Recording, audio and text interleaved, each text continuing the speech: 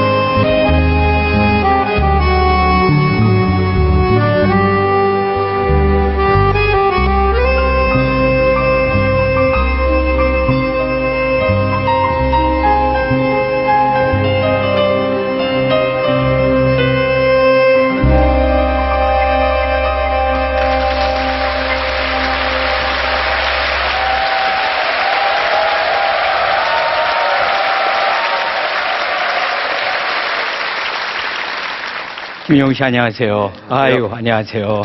네, 마이크 드리고. 네. 너무 아름다운 공연이죠.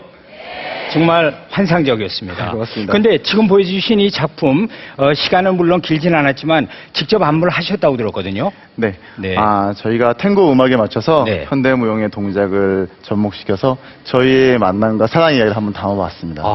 지금 그게 바로 만남과 사랑 이야기인데 만남 얘기가 나와서 그런데요. 두 분이 작년에 결혼하셨습니다. 네, 신혼부부세요. 네. 우선 이게 궁금해요. 부부가 같이 이렇게 공연을 하면은 어떤 점이 좋아요? 지금처럼 이렇게 공연하시면. 아무래도 호흡이 또 잘 맞아야 되고 하는데 연기를 하는 게 조금 자연스럽다고 해야 되나? 억지로 이렇게 끌어내거나 할 필요 없이 그렇죠. 좀 자연스럽고 좀 든든하게 좀 의지가 돼서 더 편하게 춤을 출 수 있는 것 같아요. 서로 이렇게 의지가 많이 되시죠? 그럼요. 공연을 많이 하실 됩니다. 때마다 너무나 마음 편하고요. 네. 네. 근데 너무 미남이세요. 그 두 분이 춤을 추시다 만난 걸로 알고 있는데 어떤 점에 반하셨습니까? 네, 미남이어서. 우선 외모가 미남이고 또 네, 그러기도 하고 좀 표정이 밝잖아요. 언제나 네. 밝으신 것 같아요. 네. 네. 처음 봤을 때도 이제 어느 정도 이제 장애를 뭐 이렇게 이겨내거나 이렇게 그런 후에 만나서 그런지는 몰라도 이 사람이 장애를 갖고 있나 할 정도로 굉장히 좀 이렇게 긍정적이고, 네. 그러니까 삶에 대해서 좀 뭐라 그래야 최선을 다하는 그런 모습. 아무래도 여자는 남자가 일을 할 때 제일 멋있어 보인다고. 그럼요. 네. 그래서 좀 즐기고 그런 면에 좀 반했다고 할까요? 야, 정말 더 이상 바랄 게 없네요. 네. 참, 표정이 너무 밝고 좋으세요. 그러면 오늘 그 강연하실 주제가 김영우 씨가 하실 얘기가 내가 춤추는 이유거든요. 어떤 이유로? 그러니까. 제가 이제 하반신 장애를 가지고 휠체어 타고 이제 지내면서 사실 춤을 만나면서 제가 장애를 더 받아들이고 또 춤을 통해서 사회에 나와서 제 삶을 찾을 수가 있었거든요. 네. 그래서 그런 이야기를 해보려고 합니다. 네. 자, 그러면 결국은 내가 살아온 얘기가 되겠는데요. 어떻게 하면 이렇게 밝은 얼굴을 계속 가질 수 있을지. 그러면 강연 박수로 청해서 듣겠습니다. 네.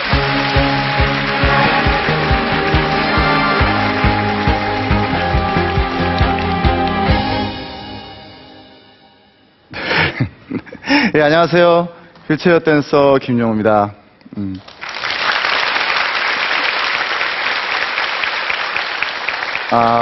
방금 전에 저희 공연 잘 보셨나요? 저는 이렇게 춤을 출 때 정말 행복합니다. 제가 춤을 추는 순간에는 저는 휠체어를 탄 장애인이 아니라 그냥 저 김용우가 되는 것 같습니다.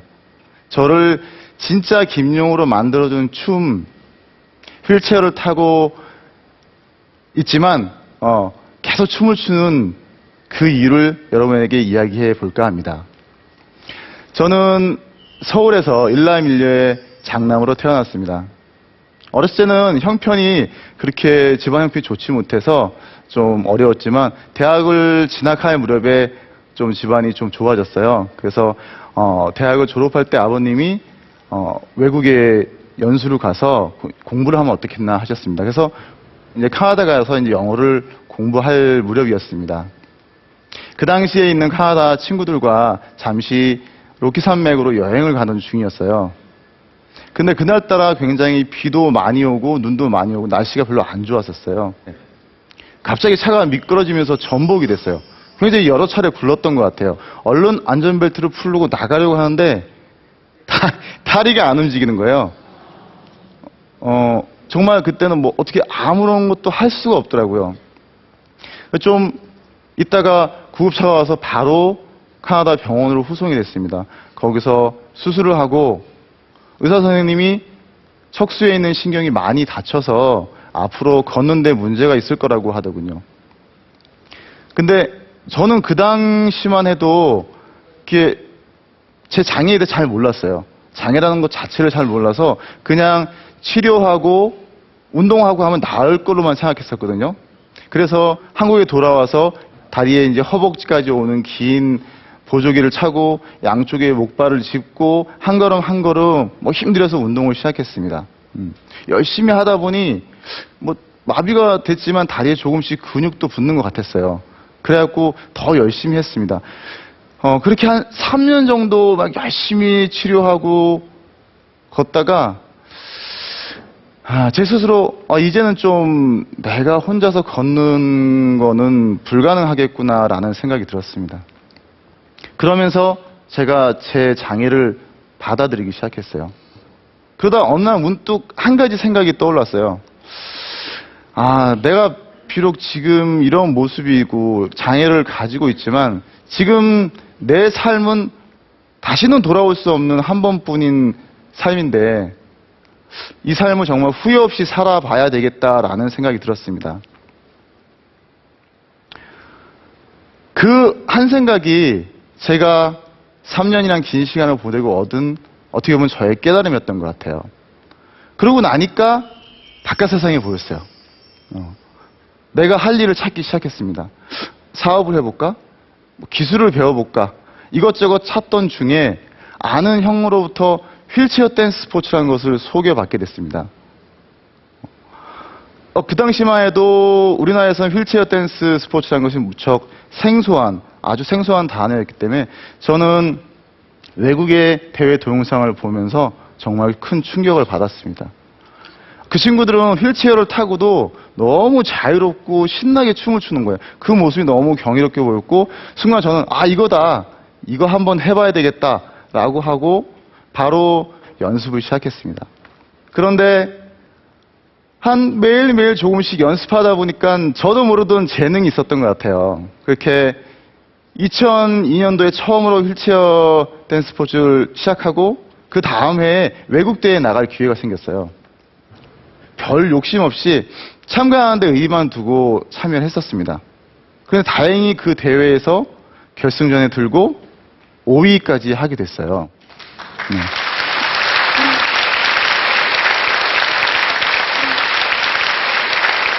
그런데 그 당시만 해도 휠체어 댄스 스포츠는 워낙 초창기였기 때문에 많은 사람들이 하지도 않았고 또 잘 알지도 못해서인지 별로 인식이 썩 좋지만 않았어요. 처음에는 제가 춤을 추면 어떤 분들은 휠체어를 탄 장애인이 사람들 앞에서 광대질을 한다는 얘기도 하셨고, 또 저희 공연을 보시는 분들이 그냥 어떻게 하나 뭐 이렇게 하나 하는 호기심으로만 쳐다보는 그런 시선들이 많았거든요. 계속 내가 이 일을 해야 되나? 계속 내가 춤을 춰야 하나? 이런 고민이 들기 시작했습니다. 그런 고민을 하다가 2005년도에 홍콩에서 아시아 선수권이 열렸는데 그 대회를 한번 마지막으로 나가봐야지 하고 그 대회에 출전을 하게 됐어요. 그런데 정말 그 대회에서 기적처럼 저에게 우승이라는 선물이 돌아왔습니다.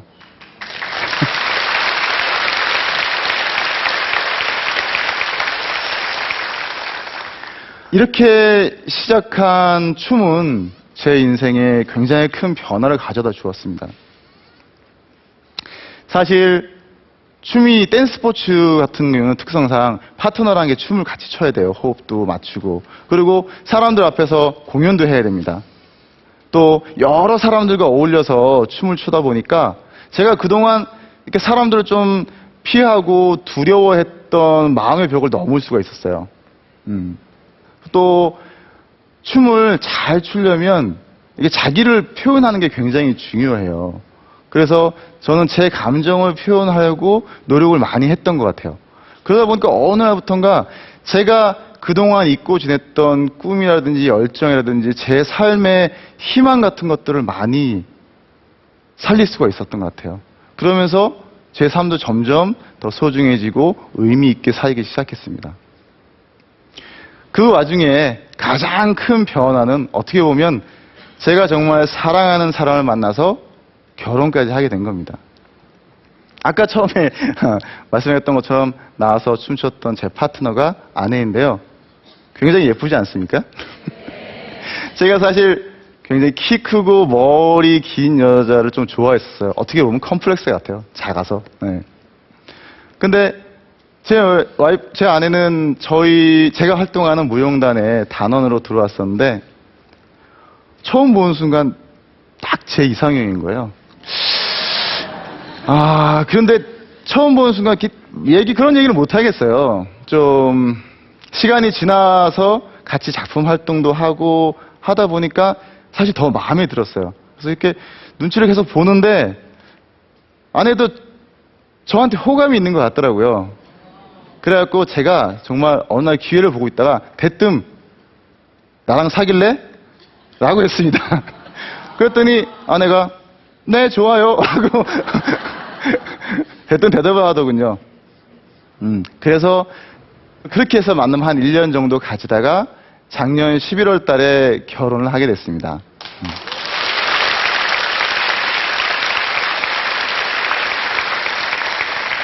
물론 처음에는 아내 집안에서 반대도 많이 있었죠.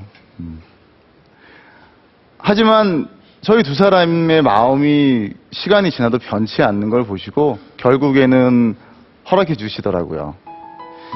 지금은 아내랑 둘이서 또 다른 사람과 어울려서 무용단 활동도 하고 듀엣 공연도 같이 하고 있습니다. 그러다 보니 같은 또 꿈을 꾸고 같은 곳을 바라볼 수 있어서 더 행복한 것 같습니다. 저는 지금은 선수 생활을 하고 있지는 않습니다. 한번 대회를 나갔다 오면 팔이 너무 아픈 거예요. 정말 양 어깨가 빠질 것 같이 아프더라고요. 너무 무리가 와서 그래서 이거를 어떻게 해야지 고민을 하다가 2009년도 말에 이제 은퇴를 하게 됐습니다. 하지만 지금은 한 사람의 무용수로서 더 많은 활동을 하고 있습니다. 또 언젠가 저한테 다른 기회가 온다면 저는 물러서지 않고 한번 도전해 보려고 하고 있습니다. 춤을 추기 전까지 저는 교통사고로 꺾인 제 미래와 또 암울한 인생의 무게로 제 삶의 하루하루가 어둠이었습니다. 하지만 생각을 바꿔 저한테 한 번뿐인 제 소중한 삶을 후회 없이 살아봐야 되겠다. 그런 생각을 하고 고민한 끝에 춤을 만나게 됐습니다. 춤을 추는 동안 저는 정말 장애라는 것을 느낄 수 없습니다. 물론 그것이 일순간뿐이고 현실은 변하지 않는다라고 할 수도 있습니다. 하지만 만약 제가 가진 한계만을 생각하고 그냥 한탄하고 억울해하면서 세월을 보냈으면 현실만 바뀌지 않은 것이 아니라 제 미래도 아무것도 바뀐 것이 없었겠죠. 하지만 전 지금 춤을 추면서 제 삶의 미래를 만들어가고 있습니다. 단 한 번뿐인 제 소중한 삶을 후회 없이 살기 위해서 말입니다. 그것이 제가 지금도 춤을 추고 있는 이유입니다. 지금 여러분의 삶도 소중하게 만들어 가시길 바라겠습니다. 지금까지 저의 이야기를 들어주셔서 감사합니다.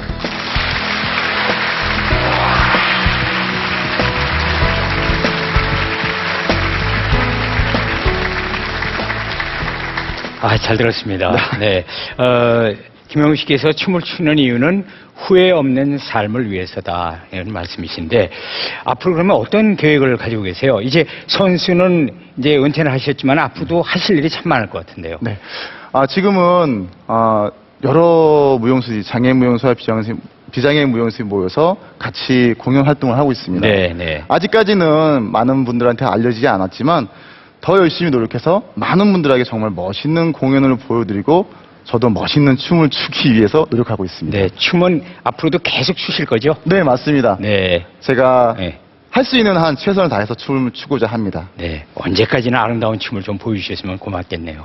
네, 그리고 아까도 얘기를 하셨지만은 그 두 분께서 부부께서 좀 이렇게 특별 공연 같은 것도 좀 기회를 많이 가지셨으면 좋겠어요. 개인적인 생각인데요. 네, 저도 네. 그런 기회를 많이 가지려고 하고요. 네. 또, 시간이 나는 대로, 네. 제가 아는 병원에 가서 네. 같이 환자분들 앞에서 공연도 하면서 그분들한테 저희가 가진 힘을 조금 나눠드리려고 하고 있습니다. 네네. 오늘 정말 말씀 잘 들었고요. 네. 오늘 그 얘기를 들으시고 이제 100분의 공감 의견단, 공감 의견을 표시를 해야 되거든요. 버튼들 손에 잡으셨어요? 네. 자, 버튼 눌러주세요. 보겠습니다. 김영우 씨의 내가 춤추는 이유, 강연의 공감 온도 보겠습니다. 자, 공감 온도는 자, 몇 도 같을까요? 96도를 기록했습니다. 잘 들었습니다. 감사합니다. 95세 장수 할아버지 조동환. 강연 주제 움직여야 산다의 공감 온도는 95도. 잠비아 출신 서울대생 켄트 카마숨바. 강연 주제 대박의 공감 온도는 96도. 하반신 마비를 딛고 무용가로 새 삶을 살다 김용우. 강연 주제 내가 춤추는 이유의 공감 온도는 96도였습니다.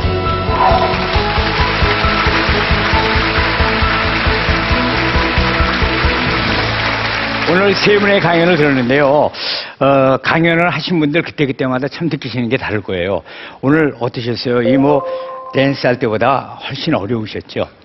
예, 그냥 말을 하는 것보다 예. 몸으로 표현하는 게 낫다고 생각했습니다. 그게 더 나아요. 네. 그래도 오늘 이렇게 강연을 하시니까 마음은 어떠셨어요? 그동안 이제 제가 춤으로만 네.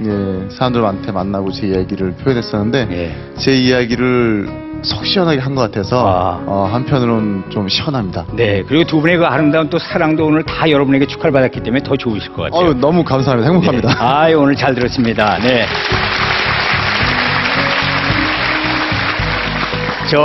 어떠셨어요? 그리고 정말 하나도 이 자세가 변함이 없으신데 오늘 강연하신 소감은 어떠세요?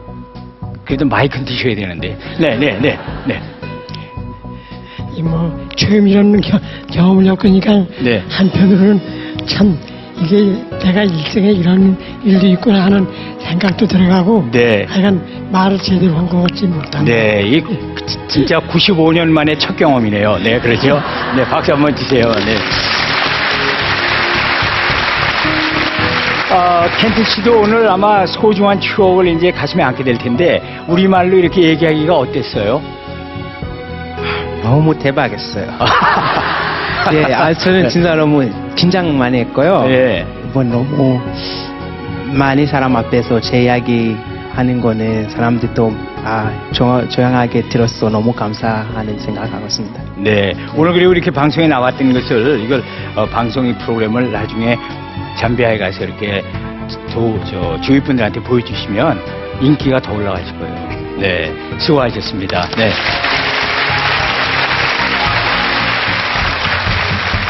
자, 이렇게 오늘 세 분의 강연을 들었는데요. 오늘 그 강연 중에서 특히 마음에 와닿았던 게, 내가 어떤 모습이라도 단 하나뿐인 삶을 후회 없이 살아야겠다라는 아까 그 말씀이 참 가슴에 와닿았던 것 같습니다. 자, 강연 백도씨, 오늘 순서 여기서 마칩니다. 감사합니다.